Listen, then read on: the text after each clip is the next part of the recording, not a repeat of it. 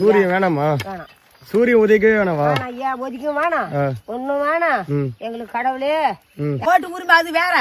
இப்ப இஞ்சாங்க வாங்க ஐயா அப்படின்னு எங்க ஊர்ல ஒரு 4 பேர் ஆமா சொல்லுவாங்க பணத்தை குத்துட்டு அந்த லஞ்சம் வாங்கிட்டு போடக்கூடாது. பணம் கொடுத்தா வாங்குவீங்களா நீங்க?